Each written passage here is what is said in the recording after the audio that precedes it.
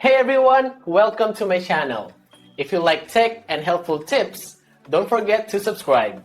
Let's get started!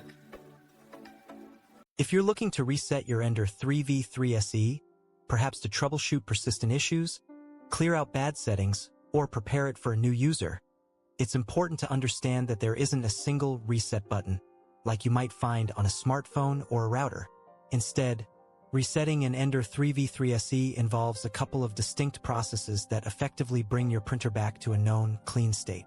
We'll cover two primary methods: restoring default settings from the printer's menu, and the more comprehensive approach of reflashing the firmware.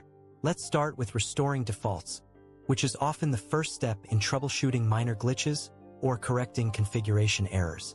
To do this, power on your Ender 3v3SE and navigate through the printer's menu.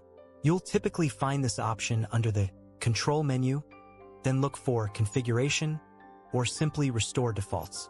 Selecting Restore Defaults will wipe any user-defined settings that you've changed and revert them to the factory set parameters stored in the printer's EEPROM. This is incredibly useful if you've made a setting change that's causing problems and you can't pinpoint the exact culprit. After restoring defaults, it's crucial to then select Store Settings from the same Control menu to ensure these newly restored factory defaults are saved permanently to the EEPROM. If you skip the Store Settings step, your printer might revert to the previous problematic settings after a power cycle.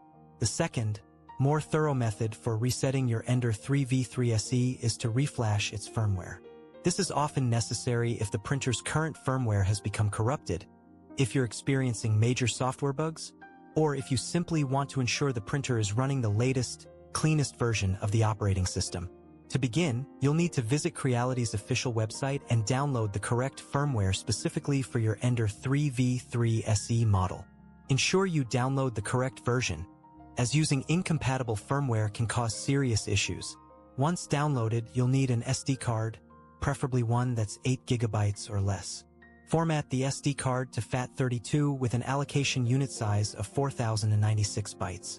Then, copy the downloaded firmware file, which typically ends with a .bin extension, directly to the root directory of the SD card. Do not place it inside any folders. With the printer powered off, insert the prepared SD card into the printer's slot. Now, power on your Ender 3v3SE.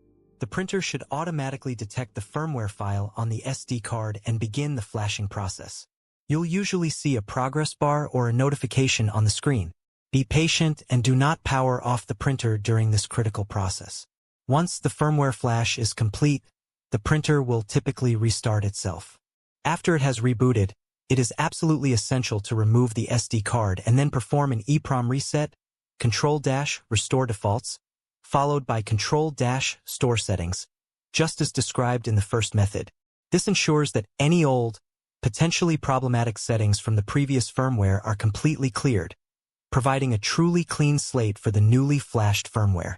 Failing to do this can lead to unexpected behavior even after a successful firmware flash. Finally, after any form of reset, your Ender 3v3SE will require recalibration. This includes performing an automatic bed leveling, ABL, setting your Z offset accurately, and potentially running a PID tune for the hot end and bed to ensure optimal temperature control.